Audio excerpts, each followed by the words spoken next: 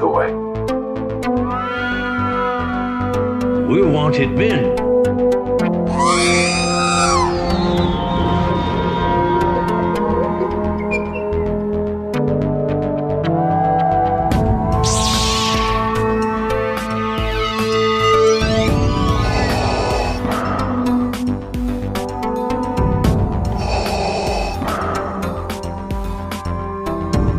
I have spoken.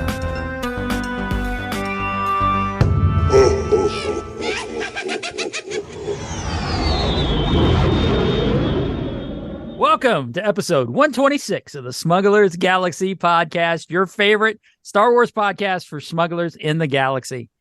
I'm Glenn. With me, as always, is Jason. Hey, Jason. Hey, Glenn. Hey, this is a very special episode. We have got Tony Johnson, Sam Sams from West Virginia, and Narayan Nayak with us to recap our 2022s. This is an episode we've been in the works for a few weeks, and we're finally doing it. So, guys, how y'all doing tonight?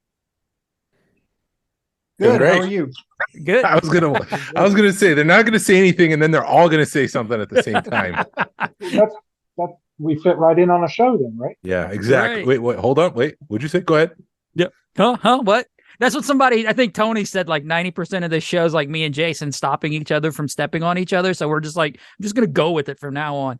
Just not even say I'm sorry. Just start talking over him or let him talk over me. And then Jason's like, oh man, I'm sorry. Like, dude, we're good. That's the Midwestern part of me, I guess, coming out. I'm sorry. But whatever. So we're talking 2022, or do you want to? Let's just pickups. What'd you guys pick up recently in the past week or so? Tony, you want to go first? Yeah, I mean nothing really Star Wars related. I got some Mythic Legion stuff and G.I. Joe stuff, modern wise. I haven't gotten. Well, I take that back. I got the Walmart Boba Fett's. I ended up getting two, so I didn't have to pay shipping because that's really a smart way to collect. Well, good They for are you. Just to pay twice as much to save $5. they are the exact same Boba Fett as the Book of Boba Fett version, just a different paint job. Yeah, I like the Yes. paint job a lot more on this one. I did yeah. too.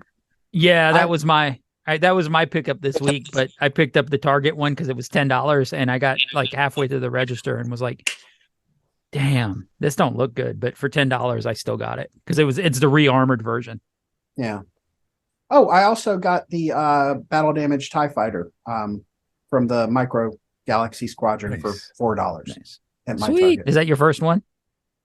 I had already gotten the Amazon deal with the TIE fighter and the blind box, but for $4. Can't beat it. No. Can never have enough TIE fighters. No. That's correct. Sam? I actually stopped at a Walmart for the first time forever this morning because you guys have been talking. I haven't bought any of the Micro Galaxy Squadron stuff yet, but because you guys talk about it so much, it kind of makes me interested in it. And I stopped at a Walmart here this morning on the way to work just to see if any of it had been put on clearance yet, and it hadn't yet up here. So it's still there are a lot of Asajj Ventress ships and Razor Crests and stuff like that still waiting around. So still I might pick one or two of them up if they go on clearance, and I'll definitely be hunting the Ahsoka Starship chase vehicle. I guess it's starting to come out a little bit, but not around here. So, It's kind of but odd. I did the only thing I picked up in the last week or so. I got the prototype Luke Skywalker from Target exclusive. Mhm. I actually picked that up for a friend. It's not a part of my collection, but I did. It came here, so I got to see it. And then I did get a week or so ago. I got the vintage collection. The Dark Trooper from Mandalorian, the deluxe Dark Trooper. I had ordered those off of it. I'd originally ordered them off of Pulse, but then they came. Amazon had a nice sale on them, so I canceled the Pulse order and got them from Amazon. They've already arrived, so it's a pretty cool figure. Yeah, I'm waiting on Target to ship me mine because I got mine for like $20 each from a Target sale, and I'm not paying $27 for those. Yeah, I was gonna say it's weird that Walmart's discounting the Micro Galaxy. They haven't discounted the Micro Galaxy stuff, and Target has. So it's just weird. I think Walmart's just too lazy, or they just They'll don't get care. around to it. They'll Yeah. get around to it. And Yeah, I I think think it's all. Wow. I was, Go, I was Go, just No, Tony. gonna you say- talk. You talk. I was just gonna say I think it's all the same SKU thing Yeah, for Series that's One what and Series Two, and Walmart is. I mean, they seldom discount stuff. If it's gonna be the same SKU, they're gonna keep it on the pegs until hell freezes over. True. Right. And I think Walmart is more per the store to the store manager versus Target being like all over the place. But I also think that's what's causing the delay in Series 2 coming out is the same SKU, and Target's not going to put out new product if it's discounted.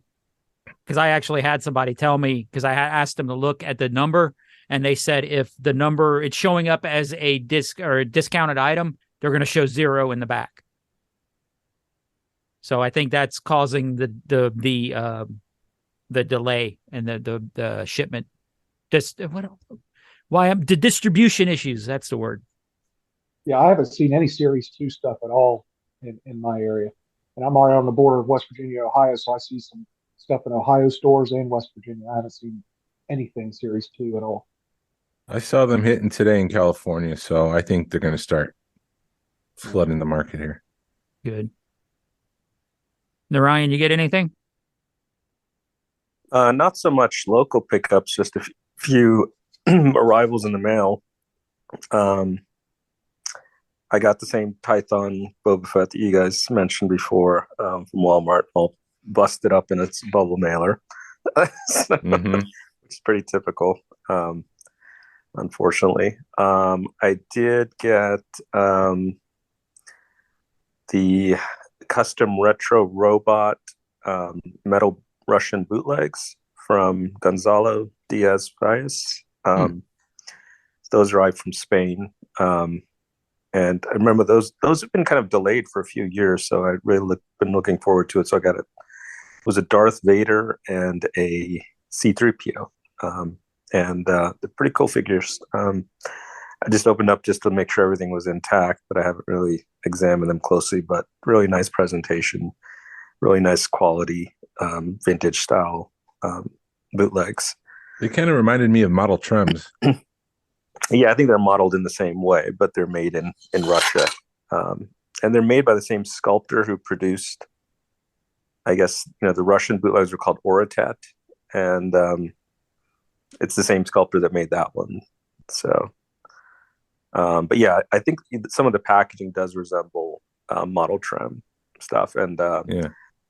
I think the artwork that he uses is from like one of these Russian bootleg Star Wars books. I think Trevor Wenzel from California has one of these books, and he showed it to me. And it's kind of neat that it uses that same artwork. But yeah, it has like a little insert that resembles a model trim. Has really nice kind of padding and everything in there. A nice collectible card, a COA. So it's pretty nice. Other than that, the only other thing I picked up was there's a card back that I got off one of the Facebook groups. It's an Ugnaught card back, which is kind of unusual. I would collect that one, but actually it's got a pretty cool Boba Fett sticker on the back of it. Oh, nice. Which is kind of like the free. It's a Dutch Clipper Boba Fett sticker, which I had seen before on some other cards, but had never been able to get one. And this one looked like it was in great shape on a nice card back. So I was glad to have that. It has some of the same kind of line artwork that you see in some of the Palatoy Boba Fett advertisements. So it's kind of neat to get that.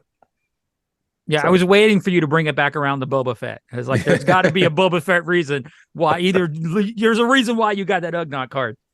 Yeah, it's a pretty cool looking card, other than it's Ugnaught. But yeah, no, this week, unfortunately, well, not unfortunately, but I've had to really concentrate on getting ready for Celebration Europe and kind of getting our swag project underway. So I hadn't up noticed a at lot of all, time. Narayan. Well, I that hadn't hasn't noticed. been publicly announced yet either, so he can't really say anything. Yeah, it's Right. not really publicly announced, but yeah, it's kind of the deadlines are approaching fast with like something 60 plus days till celebration. And yeah, so I needed to make sure got everything into production so that we'd get him back in time. So It's crazy that it's that soon. yeah, and I guess the first announcements came through today, which is kind Yeah. of crazy for Yeah. guests at least. So Yeah, and it's nothing too crazy for guests this year, or at least right now. It doesn't seem like it's a Yeah, normal guest. like the usual regulars. So Yeah. Well, I And guess the Princess only, Leia. yeah, the only real like, oh wow, would be the Juan Carlo. That would be the only one that would be an interest. Like a good get for celebration. we're seeing him in Atlanta next month. Yeah, Juan Carlo. I'm waiting for like a couple of more people to drop for that con, but I haven't. It seems like a good con, but I have We're no talking interest about the Atlanta Comic Con, which is at the end of Yeah. February. Or now the ATL Comic Convention, isn't it? Yes. Oh, is that what they're calling it now? Soon to Yeah. be the Hotlanta Comic Con. We don't call it Atlanta Eventually they'll I anymore. know, that's why I say that. So eventually there was called ATL Com Con or something like that. Shorten everything. What about you, Yeah. Glenn? Did you pick anything up in the past 2 days since we recorded? The only other thing was that Boba Fett from Target that was $10. That is Yeah. the rearmored Dad Bod Fett, which, like you guys said, I like the damaged paint a lot better, but it's a $10 Boba Fett. What are you gonna do? It was hard. It was kind of kicking myself for leaving it on the peg a few weeks ago, and then when I found it again, it was worth picking up. So, and I'm kind of in the, not trying to buy anything right now anyway, because I've been moving stuff around and it sucks. Yeah. I need to figure out spacing. You're going to New Orleans too. Yeah. Or actually right now I'm in New Orleans. Well, now it's That- relative. Right, exactly. I see Tony like trying to figure that out. I figured it out. Okay. Or actually I'm God. driving back from New Orleans right now. Okay. Yeah. Unless you're listening to this on Neat Wednesday, trick. you're already home. Right, exactly. Anyways, the only thing I did is I finished this life-size 3D printed fully articulated monkey lizard, who I'm calling Luscious P. Crumb. It's been an adventure making that. I'm making a second one right now for Rich, and we're going back and forth, and the hands seem to be a little bit too big for what you see in Return of the Jedi. So I remodeled the hands and shrunk those down. So I might reprint some of it and work it, but yeah, I have a fully full scale monkey lizard sitting on my couch right now. It's pretty funny. I saw a picture of that. It looks pretty cool. I started What? Has it scared you yet? Have you walked into your room and go, oh crap, what is that? No, it's pretty funny how you it's pretty intricate, I should say, how you have to get elastic to tie everything together. It's kind of put together and held together like a G.I. Joe in a way. Huh. Or But what- 12-inch Chewbacca. Sure. Is 12-inch Chewbacca rubber band held together elastic? Yeah. Okay. Yeah, the old Kenner ones there, they have like elastic. Holding Yeah, I it. haven't Walker. gotten. No, you good. Wait, is this so this wasn't a 3D printed thing? Or Yeah, it it's was? 3D printed. Okay. And then I had to put elastic on it. And where was I going with all that? I don't remember. Oh, I started laughing when I finished it. I just started laughing for like 5 minutes straight because I just thought it was hilarious and fun. So Like Salacious Crumb. yeah. Oh!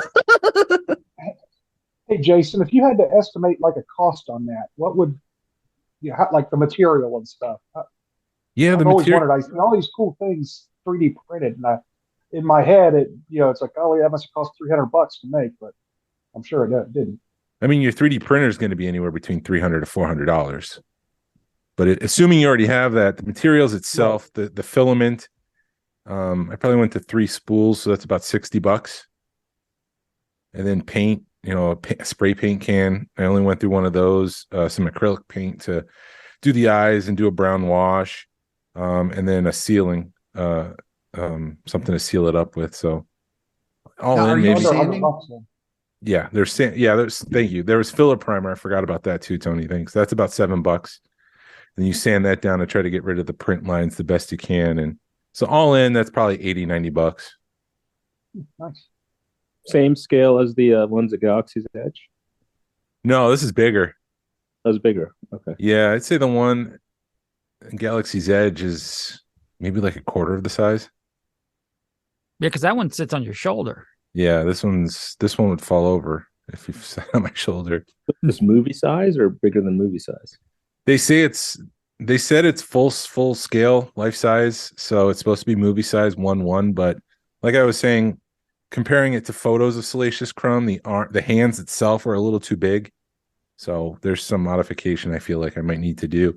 But I know in what is Resistance, that show Resistance that they had, there was like monkey lizards and monkey apes.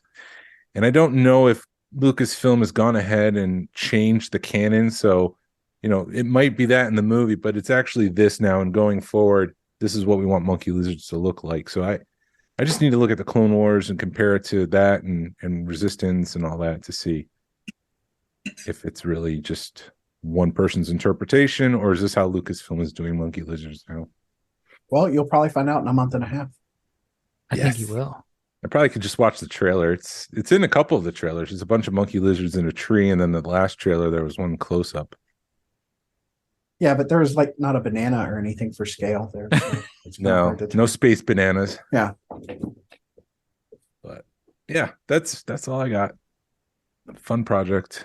Making Yeah, a but- second one. So yeah, we wanted to talk about 2022 with you gents and your experiences and what you picked up, favorites and things like that. So I guess let's start off with TV shows. Lucasfilm dropped 4 different shows, technically, I guess 3, maybe 3.5. Book of Boba Fett, Andor, Obi-Wan, and Tales of the Jedi. I guess we'll start with Tony. Tony, what were your favorites of that bunch? Was Book of Boba Fett 2022? Wow. Right So at the start long of the ago. year. I mean, Andor was top of the pile, I think. I'm really worried about Mandalorian just because the quality of Andor was so high. I'm not really sure how I'm going to feel about Mandalorian coming up. I mean, it's very different storytelling, so Yeah. pretty much a different audience, I think. Well, not a different audience; it's all Star Wars audience, but yeah, I don't know. But I think Andor was, tip top. Tales of the Jedi was good, but I don't really remember a whole lot about it at this point. A few months on, You get your Ahsoka and you've got your Count Dooku episodes. It You was a still good. don't remember. It was a good filler, and Zootopia. They did the same thing with Zootopia, so I'm curious if they're going to do the same thing with other series or movies from now on. Yeah. Where they just kind of did some filler stuff. it'll be fun. I think part of the problem is I've gotten used to watching stuff week to week, and I kind of watched all those at once, and they tend not to stick when I do that. Yeah. Book of Boba Fett. There's not a whole lot to say there. It hasn't been said. There was a good last 2.5 episodes. Yeah. When it was the Mandalorian. Yeah. Yeah, exactly. The Book of Mandalorian was great. Yeah. But and what was the fourth? Obi-Wan. Obi-Wan. How Oh dare my you, sir? gosh. How dare you Wow. insult Ewan McGregor like so? I can't even believe that. I have to blame Celebration. I think the hangover from Celebration was so much that I just It's all a blur. yeah. Yeah.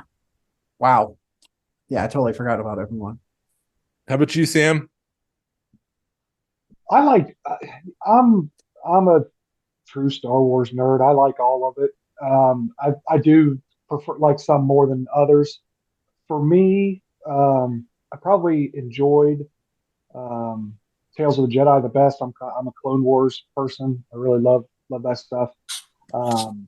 So what left me wanting more the most was Clone War or was Tales of the Jedi, because it made me think of all the, boy, it was like Tony said, they dropped all at once. So really, in about an hour, you watched all of it, and it was there and gone all at one time. So that left me, wanting more content on that front. So I really enjoyed that.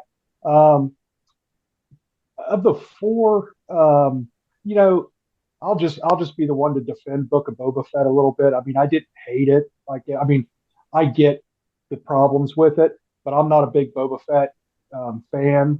That's not my favorite character. So Cover your ears, Narayan. Well, yeah, I just didn't have as high expectations as most people, did, and I totally get it. But I actually have found, so if we were rating these four shows as to which ones I've rewatched the most, how if you're just working around the house and you flip something on, probably Kenobi's what I've watched the least. But I have found the Book of Boba Fett is much more tolerable, with the exception of the Mighty Morphin Power Ranger kids. Take those, those I can't defend. But with the exception of that, I found Book of Boba Fett actually pretty enjoyable to watch a second time through. Once you kind of know what you're in for, when the expectations aren't there. But I enjoy it all. But the only thing that I haven't liked that's come out in the Disney era has been Resistance. I that's the only thing that I haven't watched any.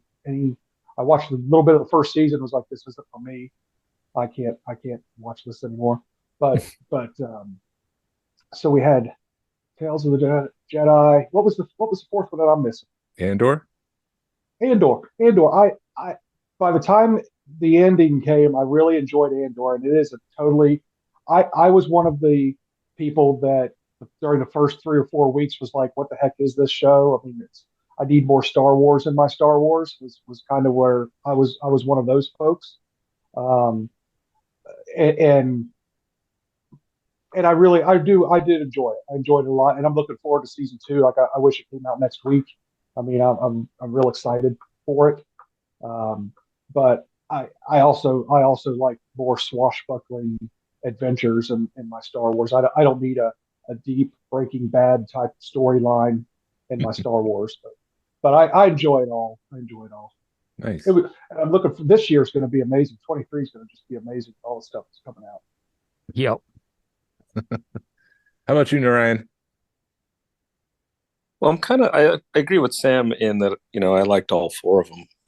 But I mean, of those four, far and away, Andor is the most quality, I think. Just both in terms of storytelling, writing, acting, and just the production values. I mean, having real sets and real locations and a well thought out story with pacing that was appropriate, so you could really get to know the characters, and really, unlike the other 3 series, which really kind of felt like mini series, that felt like something that was like on par with things like Game of Thrones or Breaking Bad or something. Just it's a whole story arc that was kind of developed, and they took their time telling a good story. And for those that stuck with it, I think it paid off big time. But yeah, incredible visuals, and yeah, I loved it from first episode to the last, and still think it's the best, some of the best stuff. It is the best stuff in the Disney era right now, I think. The other three, I think probably liked Kenobi the next. It had its there were some moments which were a little cringeworthy in Kenobi, but overall very enjoyable show. Really, Ewan and Hayden really carried that show along with Indira Verma, and yeah, of course, the climactic duel between Vader and Obi-Wan. I think that was just a classic moment from that show, and I like the twist with him rescuing Leia. And so yeah, I definitely enjoyed that show. There were some funny moments there, like where he's smuggling Leia out of the Fortress Inquisitorius under his coat, which were a bit silly. But other than that, that wasn't a bad show. Again, nowhere near as quality as Andor. Book of Boba Fett, I enjoyed it. Again, I think um, as Sam said, if you do take out the teenage biker gang, it actually isn't that bad. And I almost look at Book of Boba Fett as a almost like a setup show or kind of a middle chapter. I'm sure we're going to see Boba Fett again and a lot of the characters that are from that show, especially crossing over in the same stuff with Mandalorian, which we already have seen that, and with the Ahsoka show probably as well, possibly. I didn't judge it as a standalone show. I think it's just kind of just telling another part of the universe, and it's just setting him up as this ruler on Tatooine, and we'll probably see him again. Tales of the Jedi. I liked it. It was too short.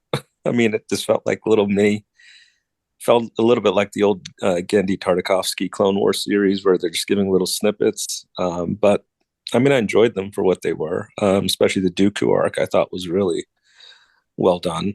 Almost would like to see more of that. Told from a lot of different other, small character perspectives. I think it's a good way of telling a story without having to devote a whole episode. But I kind of feel like they need to do like 3 or 4 of those throughout the year, rather than just that one. So, but all in all, I actually enjoyed all the Disney Plus shows. There was other than Andor, I didn't think anything was like home run material, especially in a year where we don't have any movies. But I think Andor made up for it. Yeah, and it's going to be a while before we get any movies. So yeah, I was going to say the same thing. I just want to say, in my defense, I didn't hate any of them. I didn't take it that way. I was okay with all the shows. They just didn't really make a huge impression. Right. I think Ryan kind of made a point that, they didn't feel like they didn't feel like cinematic. They were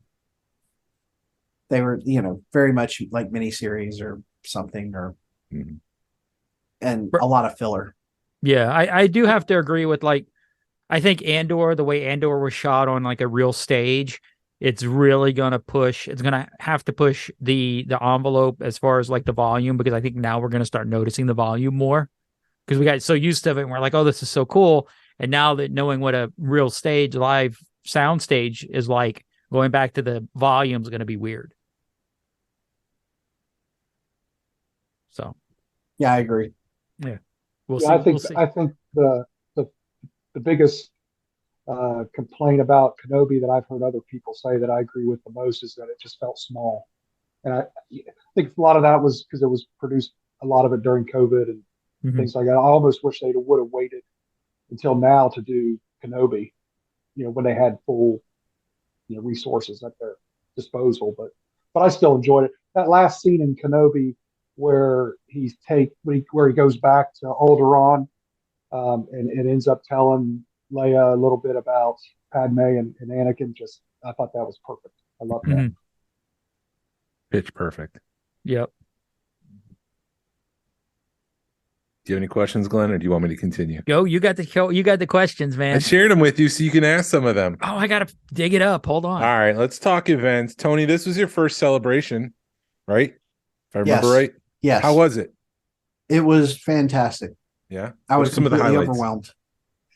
Having the fan table, honestly, I'm not sure I could do another celebration. Amen. Without that. Amen. I may not get to, but that was huge. Just being kind of having the ability to come and go without worrying about the crowds. The crowds were huge. So many people that, I'll see a handful of people here and there, but it's like everyone was there. Yeah. The panels were okay. The lines were were crushing. Like I would love for them to figure out something different, so you don't have to wait. Like you don't have to be in line for like an hour or more just to get to a panel because you can't really do a lot. The collector track, that was great. I surprisingly didn't buy a whole lot there. I was basically just taking it in. Well, flying helped with that. Yeah, flying means you don't really get to take a whole lot home, but You got into the Hasbro panel, right? For celebration? yeah, I did. Yeah. How was that? Was it hostile? No, I mean, it was, it was okay. I mean, there was obviously when they pulled out the lightsaber as the HasLab, I think there was visible confusion everywhere. Oh, really? But no, it was good. And it was strange that it was sold out, but there were like tons of open seats. Like, I don't really understand how that worked. Yeah. But yeah, and then I got into the SFX panel. Glenn invited me in on that, and that was okay. Dude, we all fell asleep during that panel, don't lie. Yeah, it was it was cool to see Phil Tippett just being a crazy old man out on stage, but I do love that guy. If I could just interrupt you quickly, Tony. Go ahead. That show was actually one of the really good shows that as kind of the ILM retrospective show on Disney Plus. Yeah, we sounds like it was much better than the panel that you just mentioned. But, I really enjoyed it. The show compared to the panel, the show was 1,000 times better than the panel.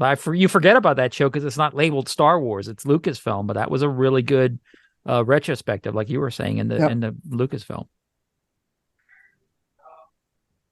But yeah, I don't know. A lot of those dudes just, I guess they aren't really panel guys, and well, there was nothing exciting happening. There was no big reveals. They weren't, wasn't Rosario Dawson bringing out Chopper, that kind of stuff. There was nothing, it was like, you can't film any of this stuff. And there was nothing, incredible there. Yeah. Yeah, no, everything was just great. It was just overwhelming. Our trip to Death Valley to see the filming sites, the weekend before, that was awesome. Going to Disneyland and going to Galaxy's Edge for the first time. I've never been to Galaxy's Edge in Florida or California, so it was just an all around great time. Yeah, and I'm jealous of the way you guys did that trip because y'all did it right. You took a couple of days beforehand and saw the sights and then went do Celebration. Yeah. So whereas I'm looking at Disney World Land going, I want to go in. And we didn't go. So while we have right across the street. While we have both of you, let's talk about visiting those filming sites. How was it to stand in that area? Is it an out of body experience to think, wait, I've seen this a billion times before, but I'm there. Like, how did that feel to be in the space that they filmed the movie? You want to go first, Tony? Yeah, go ahead. Oh, I thought you were going to go first, but nope. I think David Kevin White stated it best. Is when you're in these locations, you can literally hear the soundtrack in your head. Wow. And I was amazed after the first few locations how little they changed and how recognizable they still were. And we had reference books and everything to kind of line up shots and photos, but for the most part, everything looked like it was in that movie. You just had to imagine, like the matte painting, or the model that would be in the distance or whatever. But no, it was just like pure nostalgia, and it took you back to the movie and just took you back to being a kid, seeing that stuff. And again, you really could just kind of hear the soundtracks when you're, especially like, when you're in some of the Jawa scenes. You just know the exact Jawa music that's playing right as things are happening. But that was a ton of fun.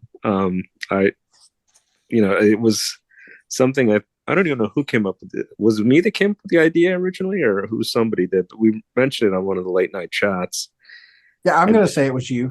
And kind of half seriously, and I didn't really know if we were actually going to be able to make it happen.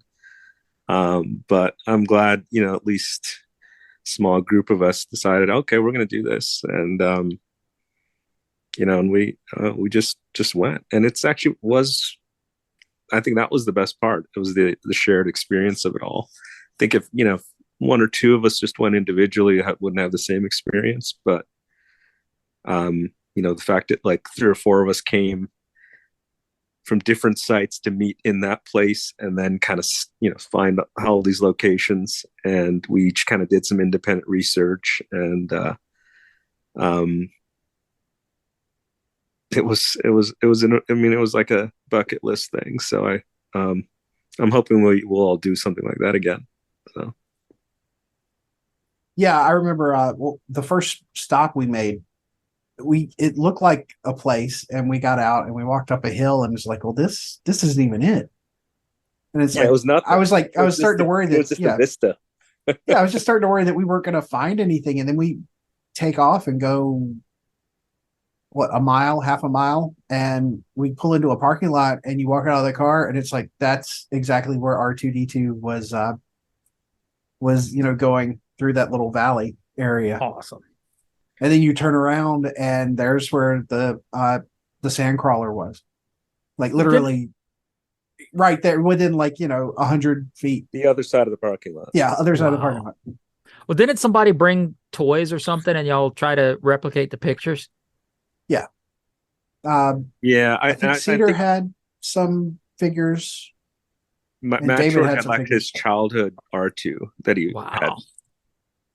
I forgot. I was supposed to bring a sandcrawler. I totally forgot as I was leaving the hotel room. Going to drive. Or I think you did you loan something to me? I can't remember. I was going to give you an Action Fleet sandcrawler, but you. Oh, okay. Yeah, it was like one of these little titanium sandcrawlers, and I totally forgot it in the room just as we drove off. And I'm like, oh, I think I forgot to pack it. But no, we had enough to shoot with, so it was fine. And again, it's really the shared experience. And I didn't realize how beautiful the place Death Valley is, irregardless of the Star Wars locations. It's just, you have this impression of what this place is going to be like. And, for me, it was like solid desert, cracked mud is what I thought. But it's so much more beautiful than that. There's so many different looks to Death Valley.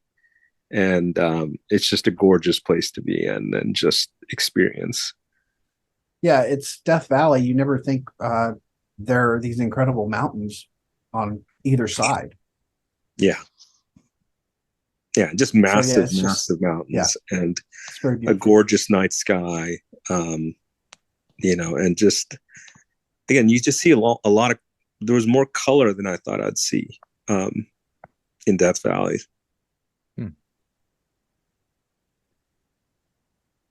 Ready for the next one? Are we done? Okay, I just want to make sure. Were we still talking about Celebration? I wasn't sure if we were still. Sam, you've never been to. I don't know what we're talking about. Yeah, we're talking about Death Valley. Yeah, we're talking about Death Valley. But Sam, you've never been to a Celebration, have you? I've not been to a Celebration. If it ever goes back to Orlando, I probably would try to go. But my family doesn't like to fly, and that's something that I'd want to take everybody, my wife and my son with me for them to experience it too. And, it's kind of like, I feel like I'd be more stressed than I would enjoy it. I feel like I'd be like, kind of like the first time you go to Disney World and you think you have to hit every ride and have to have this. I think knowing my own personality, I feel like I would be more wound up and not really get to enjoy it. And I kind of enjoy watching the YouTube videos and hearing the podcasts, and as far as announcements and things like that, they come 10 minutes, someone posts on Facebook or YouTube or someplace, as soon as something happens, you feel like you don't miss anything. But I know that that's not the case, and that I need to get to one, sooner rather than later. So I don't know when will the next one be here in the States? And will it be 2 years after? So will it be 25 or will there be one in 24? You think? I think we'll find out in 63 days. Yep. If it's 60 days of celebration, at the close, they usually announce, we'll see you next year in Orlando, or whatever the case may be. I have a The feeling. rumor is that it's next year. Do you have a place?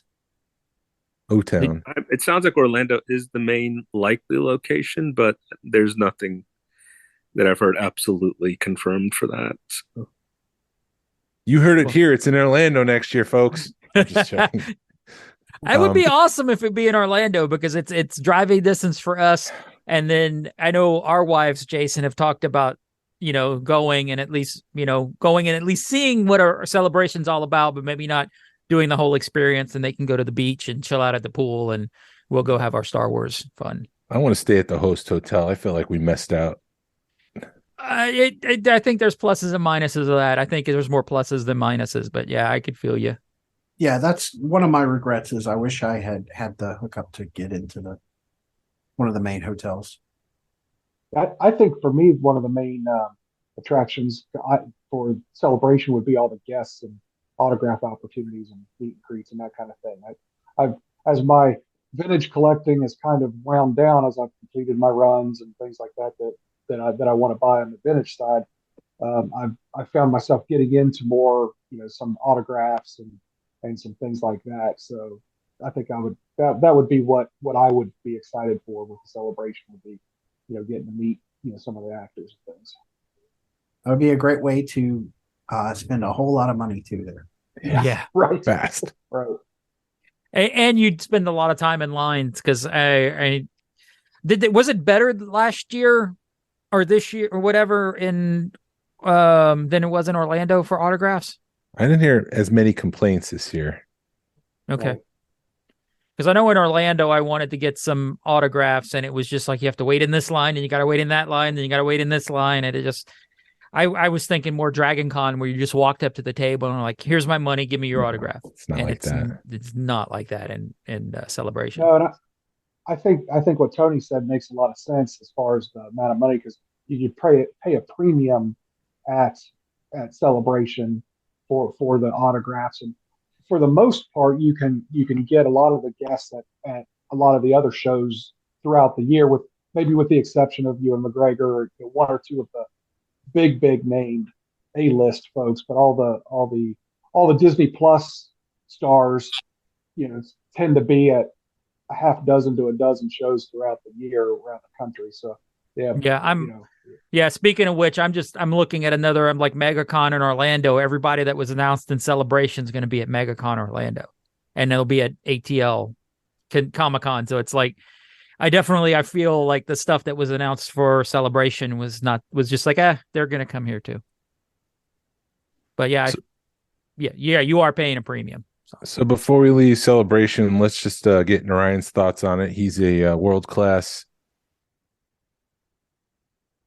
How many since Celebration 2? Celebration 3? I was just actually doing my own counting right then as you guys were talking, but I think Anaheim was my 6th. Wow. And yeah, Europe coming up here will be my 7th, but my first overseas celebration in a few months here. I thoroughly enjoyed Anaheim, other than getting COVID right after. But everybody got COVID from Anaheim. Yeah, That's the only swag I didn't get. I didn't get it either, man. Two I of don't you. know. Yeah.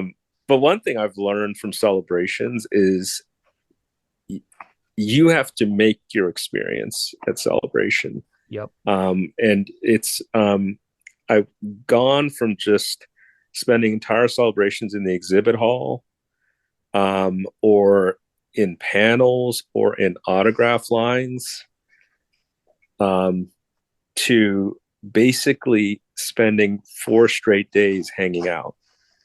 And I didn't realize how much fun that actually is until like the last 2 or 3 celebrations that I've been to. And that's how I've realized that, like, the whole point for me now with Celebration is hanging out with the people that I haven't seen face to face and live and in person, for whoever knows how long. And it's the fact that so many of your friends are there in one place and you can see them all together and talk with a lot of them. Albeit it won't be for long periods, because Celebration is just a blur and it goes by so fast. Even though there's 4 days of it, it just feels like there's not enough time, and there's no way you can do everything in Celebration, of course. But then I realized it's not about what I do anymore. It's just enjoying those small moments now. So and once I started doing that, I felt like I didn't really worry about all the, I'm missing out on this or I'm missing out on that. All the announcements, all the panels, eventually tend to get televised or recorded. So that doesn't bother me so much. Now, if there was one specific actor I wanted to meet, I'd probably make that a priority.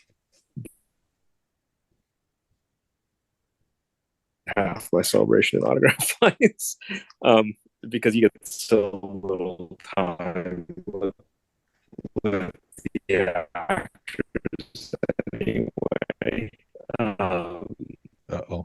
Yeah, we're losing you, Ryan, a little bit. You're just Celebration. Not loud enough, or we kind you of were breaking up there. a little. Yeah, you were breaking up a little bit. What were you saying about you were basically saying if there was a celebrity you wanted an autograph from, you'd make that a priority? Yeah, I mean, if it's somebody that I could only see at Celebration, say like Mark Hamill, I would make that a priority. But otherwise, I felt like it's not worth my time to be in autograph lines and things. It's just not my priority to be in lines, period, anymore.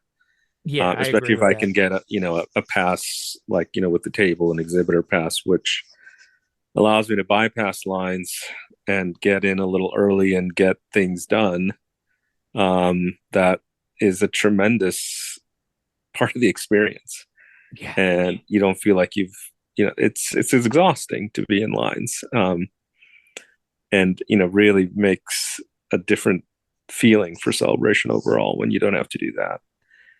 And then of course the after hours events, which are amazing at Celebration. The best stuff at Celebration happens not at Celebration. I think it's really the stuff that happens after hours or in between.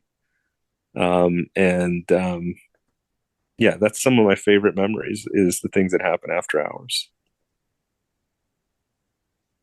Yeah, that media pass or the exhibitor badge was a godsend. It was definitely definitely you're spoiled, Tony, because you never probably.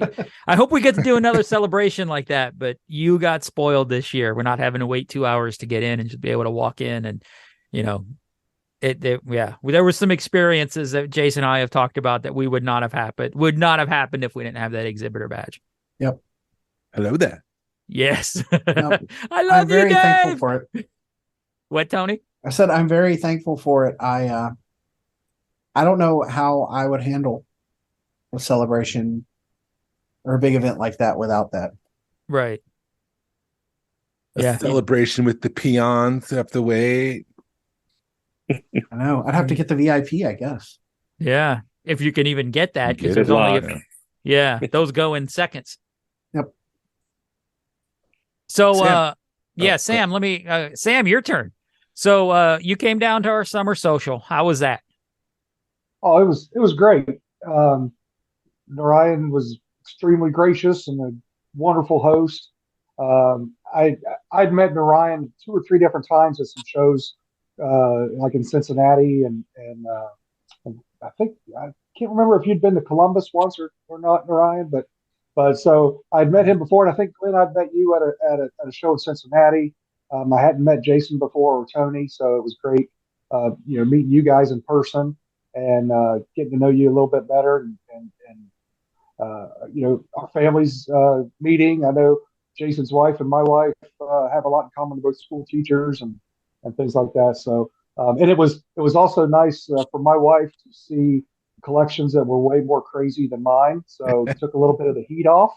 So that was nice. It's But always, no, it was I hate to interrupt you right there, Sam, but yeah. it's always fun when somebody brings their wife to a meetup for the first time and they just are like, "You're not crazy." Right. Or they are looking at the collection Right. and just like, Right. "Oh, they are And so they much see more it, crazier than you." yeah, they see it's all pretty much harmless, no matter how crazy it seems. They realize, okay, these are fairly normal people for the most part. So, but yeah, so it was great. It worked out nice. The timing was great because we were already on a family vacation a couple hours away, so we just changed our plans just a little bit and drove a little bit further south, and I'm glad we did. It was a good time, and we took home a trophy, so that was great. We Yeah. came in second place in the cornhole tournament, so we walked away winners, so that always helps too. So Oh yeah. Nice. How So how are are you So glad gonna- things? you came. Yeah, so I'm glad you came, and your wife and your son. appreciate it. How are things going in 2022 at the West Virginia Club? It was a good year. We're still in the early stages and growing. I would characterize our group right now as mainly a Facebook group. We've only gotten together twice in person. West Virginia is a unique state in that it's a smaller state. There's only just a little over 1 million people in the whole state, and it's from one end to the other can be a 3.5 4 hour trip. They're not the easiest trips to go. For a two, if you have an event 2 hours away, it's usually for most folks, if you're not living in the area, it's not an easy 2 hour trip or anything like that. So it's been hard to get together in person. But in 2022, we do have a show every year in Martinsville, West Virginia. It's in June. It's usually the same weekend as Father's Day weekend, usually the Saturday before Father's Day. And it's a Star Wars only toy and collectible show, and all the money goes to charity, to the Children's Miracle Network, and then we set up some club booths at some other shows and raised money. So I think this year we raised over $2,500 for the Children's Miracle Network here for West Virginia Children's Hospital. So that was good. I was proud to be able to be a part of that. And we've got a pretty active group of Facebook folks, but it's been a little bit of a struggle to get in person things, like I said.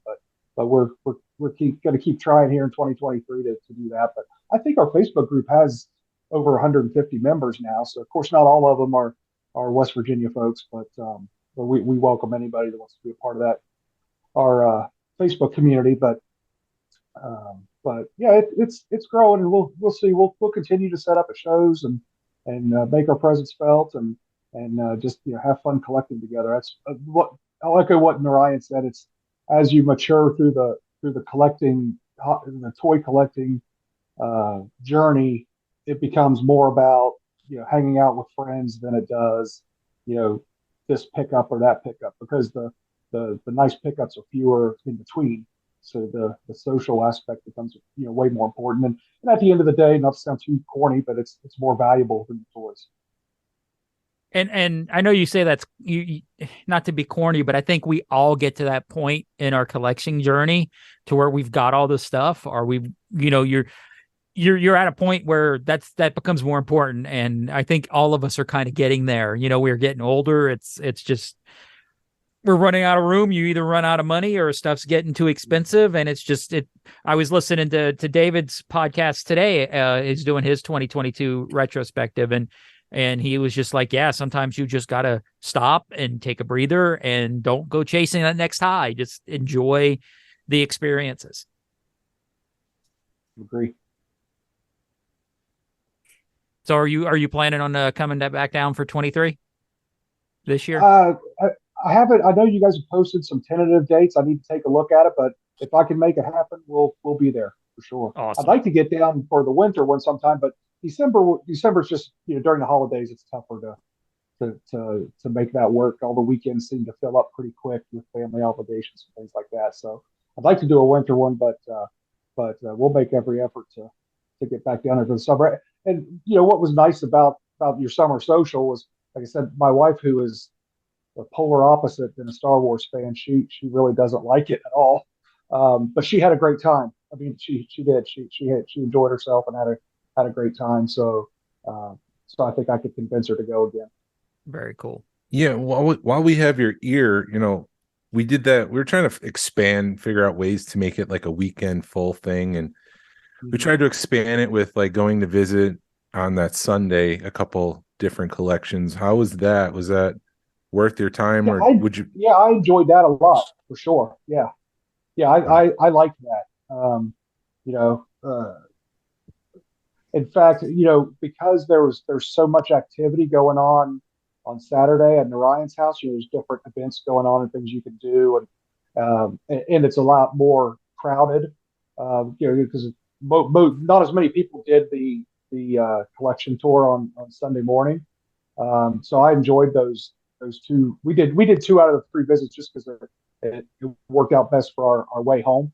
But it was more intimate. So yeah, I enjoyed that a lot. Okay. Well, this year I think we're going to expand to I Athens. continue doing that. Sorry, That's okay. I was just going to say this year we're going to expand to Athens. Check out Tony's Awesome. place, huh? Well, you're looking at it. You're looking at it. Tony could go to Tony's house, but that doesn't mean he has to answer the door. Yeah. You might not make it out. Sometime when you guys come up for a Columbus toy show, I'm only 2 hours outside of Columbus, which sounds like a long time, but it really isn't. And I know Glenn's done a trip, but in Ohio, they put out this map of 50 or 60 toy shops that's over the whole state of Ohio. That you could probably spend a solid week driving all the way through Ohio. And I say that I'm in West Virginia, but I'm right on the border. So, but yeah, if you're ever up this way for one of those shows, I'd love to show you my little beaker collection one of these days. Return the favor to you. Love it. Since you brought up toy shows, how does like Columbus compare to Cincinnati? The toy shows. It's a bigger show as far as vendors, and there's more variety at Columbus.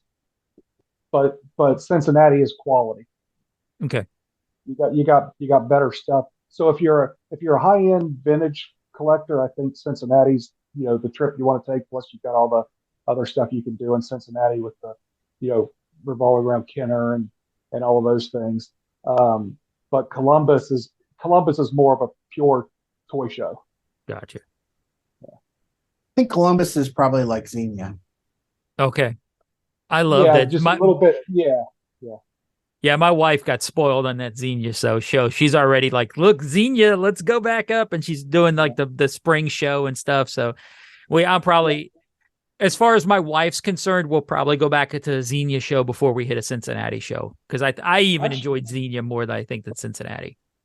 Yeah. In March this year for the spring, the Columbus show is on Sunday, and then the Xenia show's the following Saturday. So instead of them being back to back, they're in the same week, but they're opposite ends. Okay. You can do Columbus and Xenia, in a week's time. But yeah, it's good. And the shows have become more about hanging out with friends and stuff than anything else too. Oh yeah.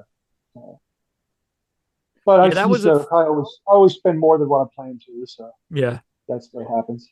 Yeah, even though this year was kind of, there wasn't as many people there as there were last year. My wife kind of, she was able to dip her toe into it and see what it was all about and like really experience it without being like thrown into it with a bunch of different people.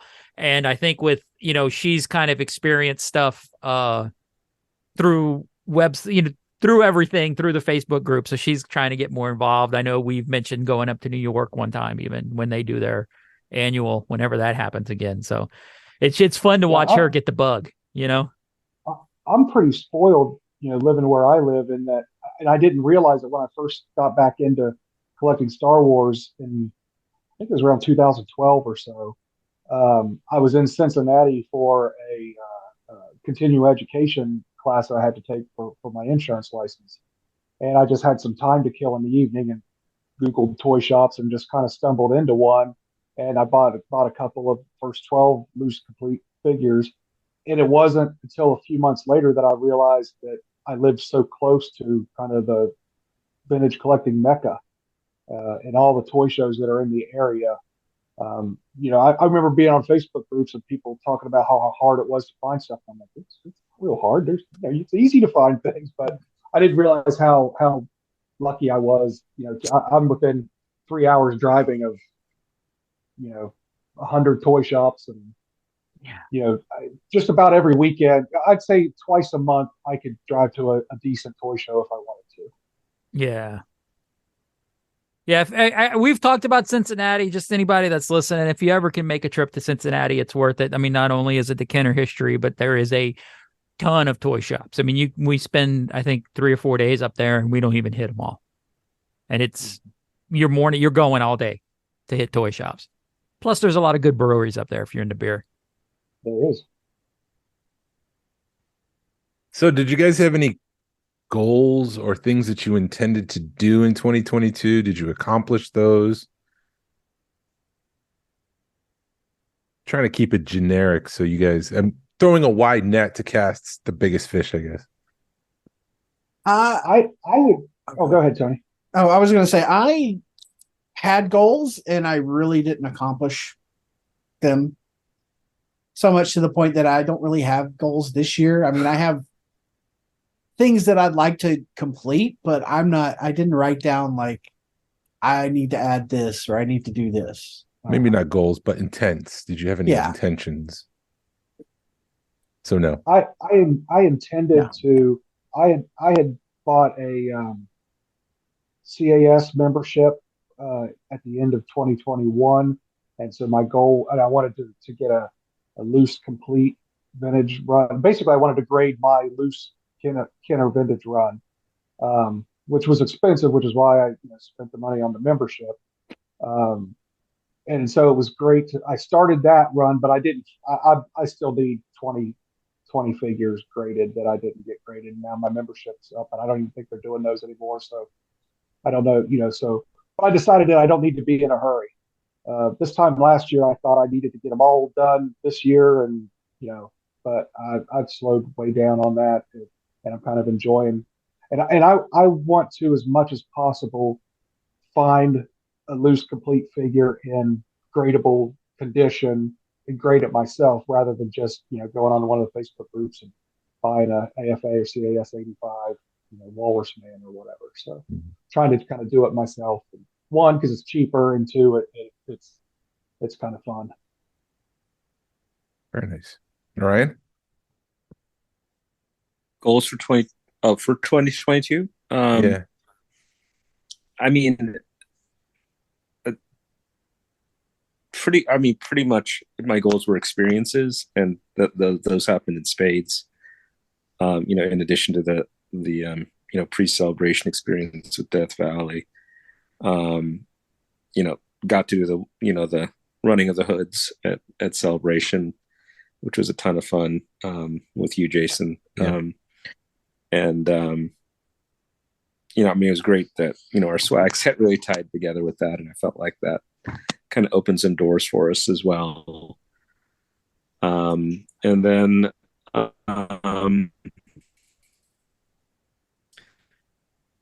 also getting to do a celebration panel at the collecting track for to do that as well.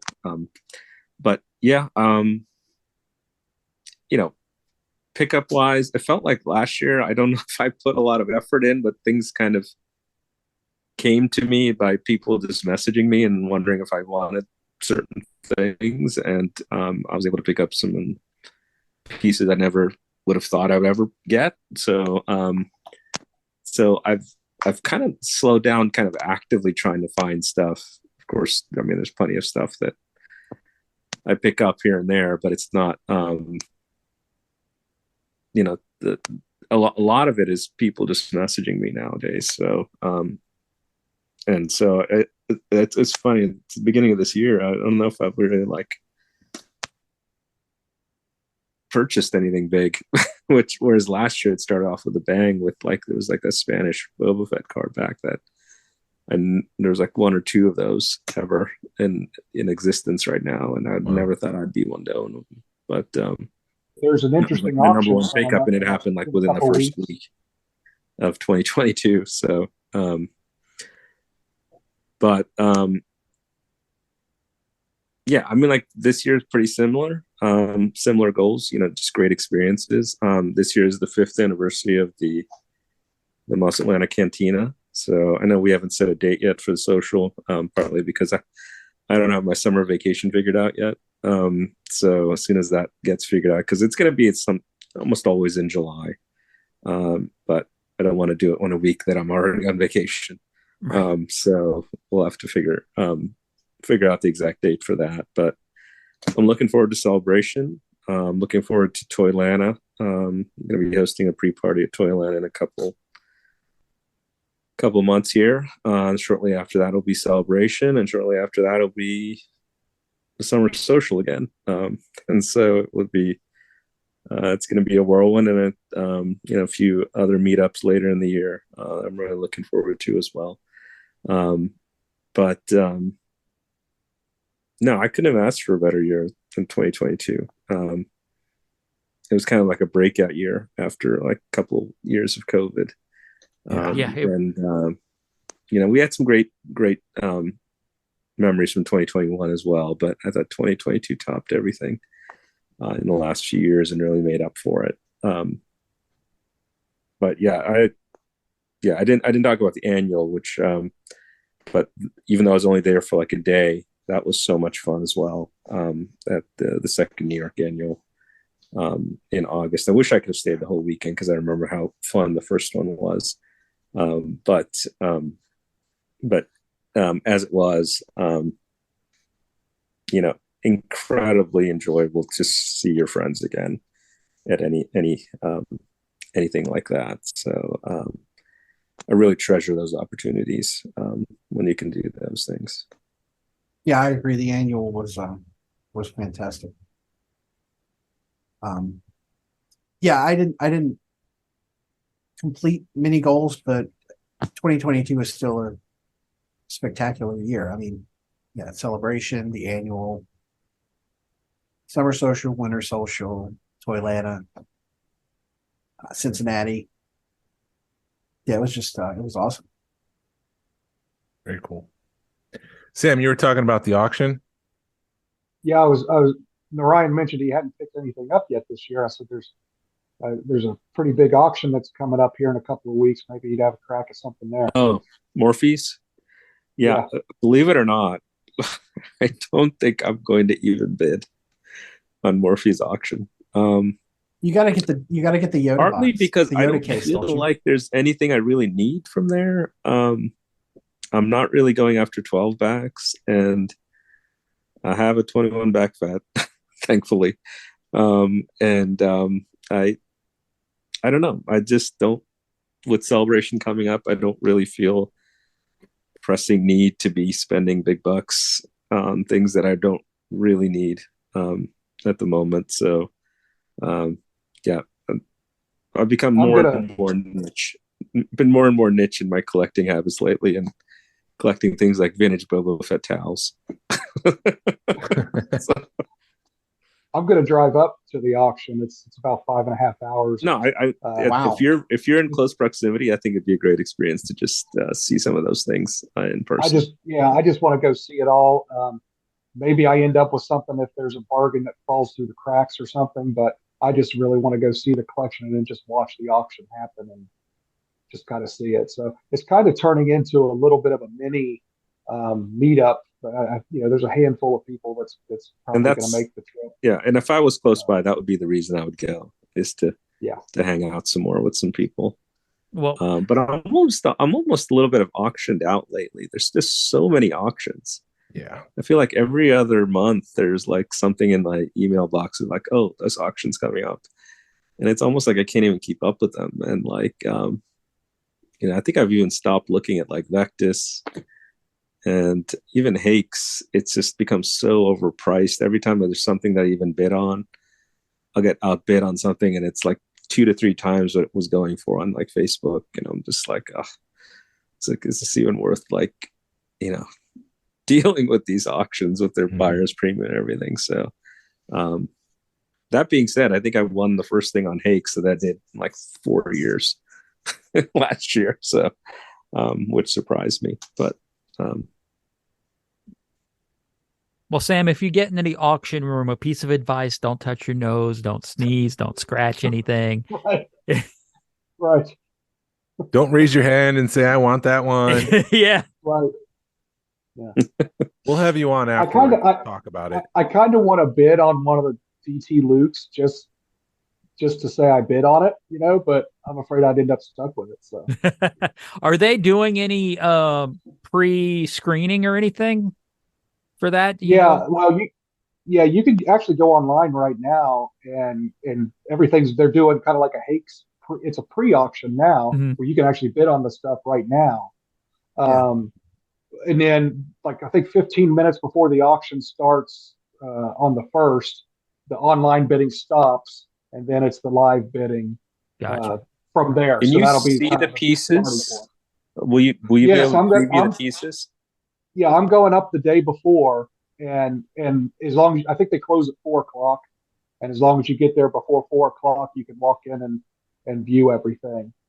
Oh, that's good. So yeah, so I've told people, hey, if there's anything that you're interested in and you want to get a set of eyeballs on it, because you can only see so much on the internet photos, So if there is something you're interested in, Ryan, let me know, and I'll try to look at it and tell you if I see anything. Yeah, I mean, because there is a little bit photos. of inherent risk, and I know why Hakes kind of has all these graded items, but an ungraded item, if you don't have good photos of it, it can be really, hit or miss as to exactly what you're dealing with. So Yeah, if they'd have been a little more patient as far as waiting a little while to get the stuff, they would have made a lot more money if they'd have graded all those things. They would have spent a lot more, but yeah, you're right. well, grading these days, you've got to have a lot of patience. That's a whole nother episode, right, guys? Well, Yes. Exactly. there is a certain grading company that's doing 30 days mint on card stuff right now. So we'll see. Do you guys have any we already talked, do y'all have any goals for 23? What are you guys looking forward to? You guys go ahead. I think I covered that a little bit already for myself. So Yeah, I didn't really set any hard and fast goals. I've got my 48C run that, I try to pick stuff up for that, but and then the commercial posters, I'm trying to complete those. But as far as like goals, I was hoping this year I would just kind of take it easy, celebrations out of the country, so I'm not going to go to that.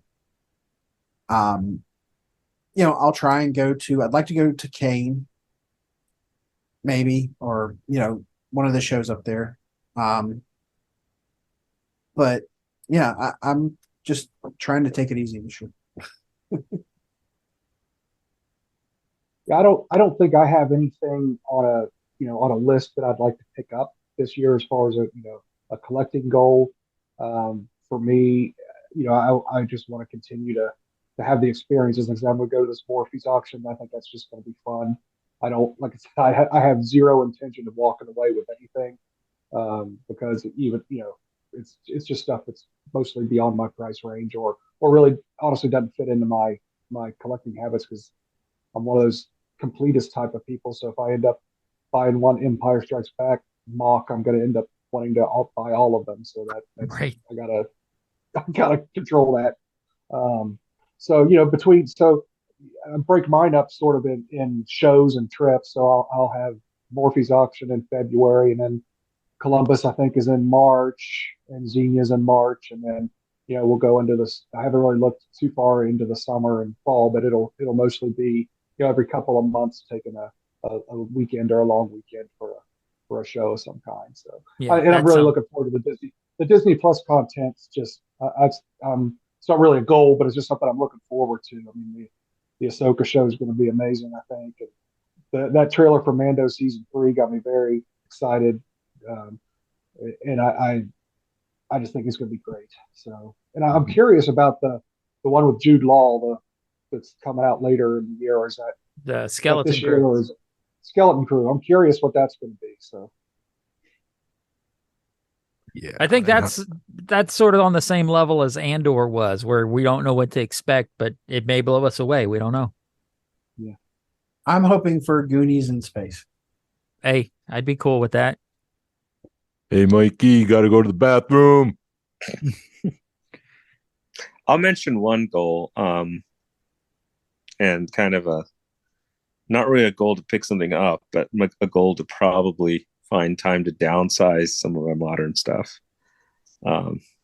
So I have to make a real concerted effort to, I think, because there's things that have just been in storage too long, and I just don't see a need to hold on to them anymore. So Yeah.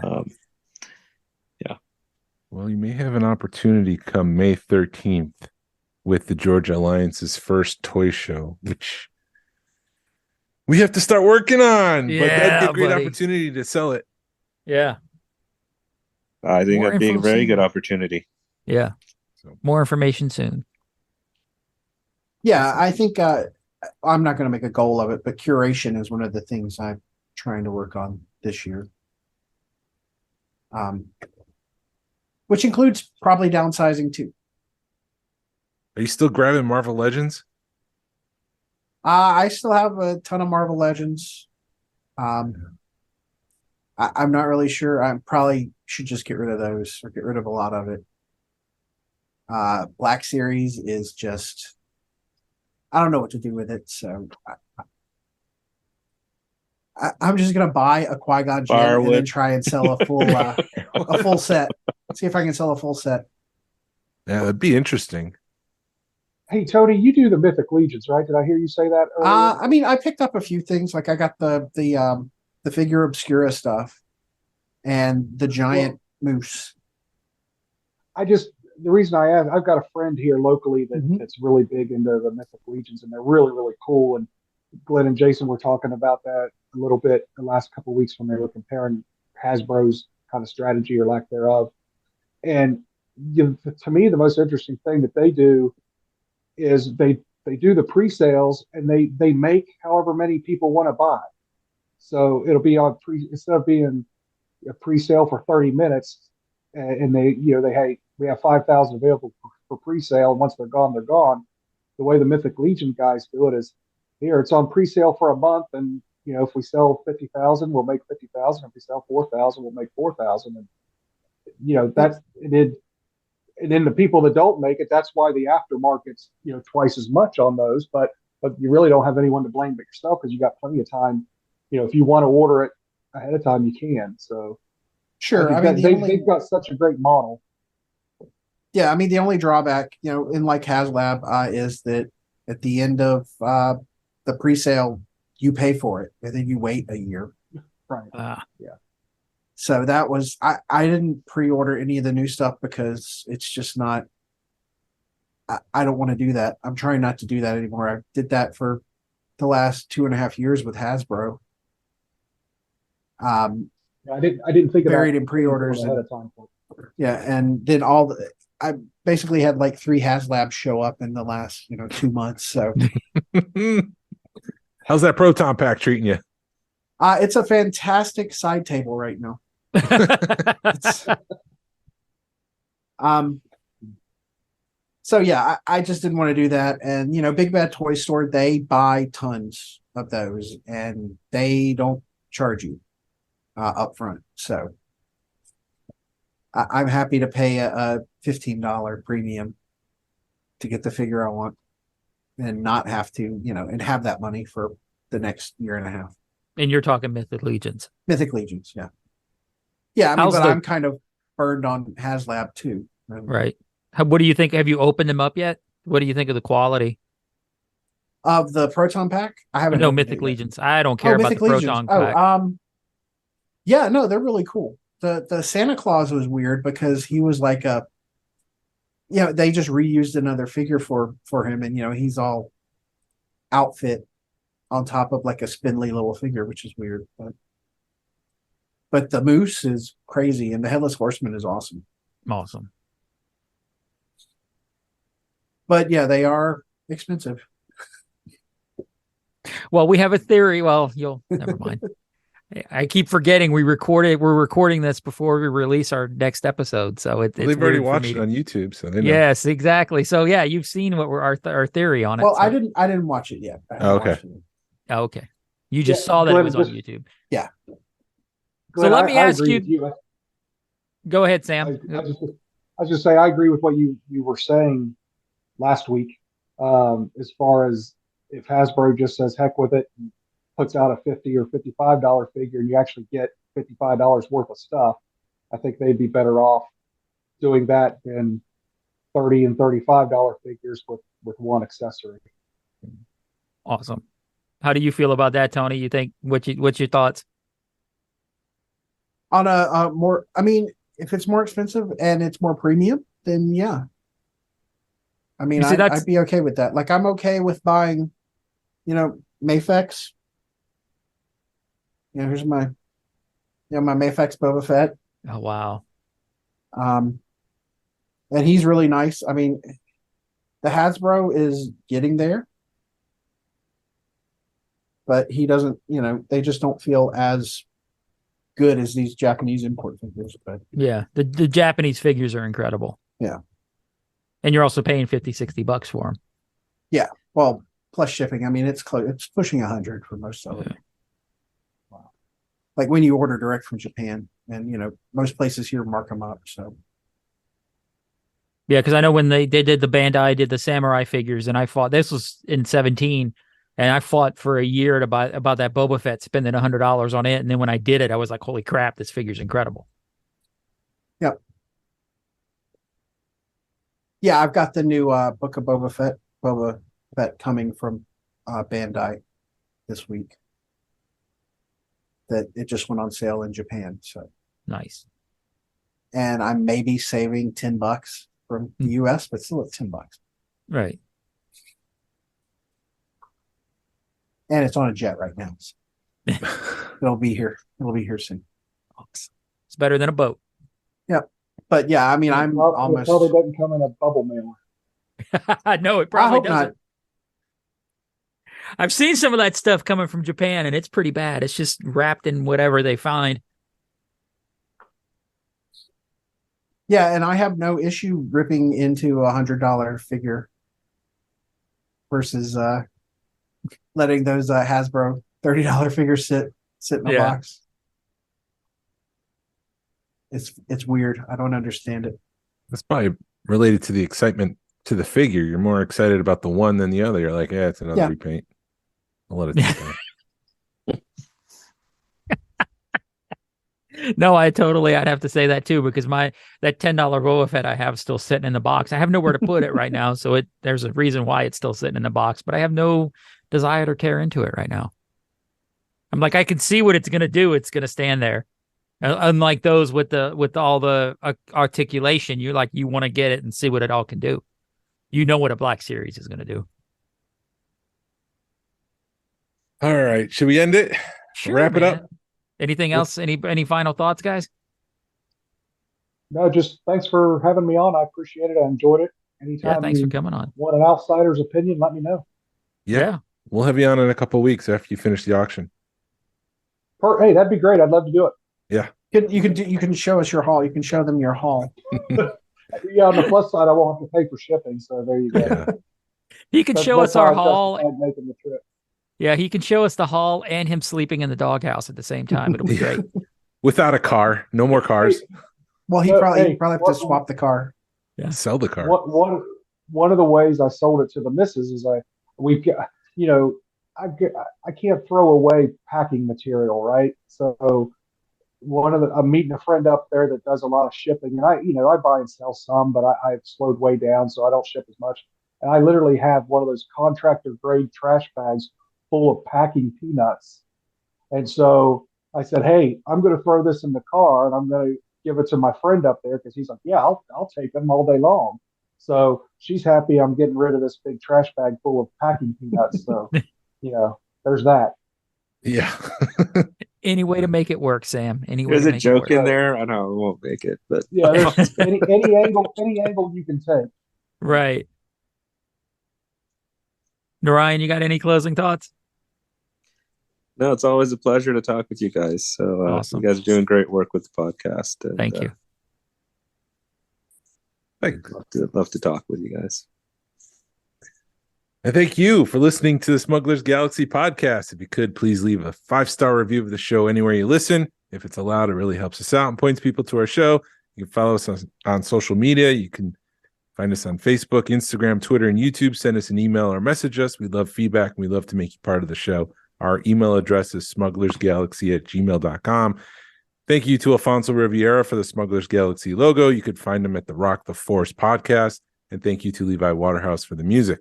Hasbro re-release VC6, hashtag vote with your wallet. Pass on what you've learned. Be a positive force in the collecting community. This is the way. This is the way. The way. This is the way. This is the way.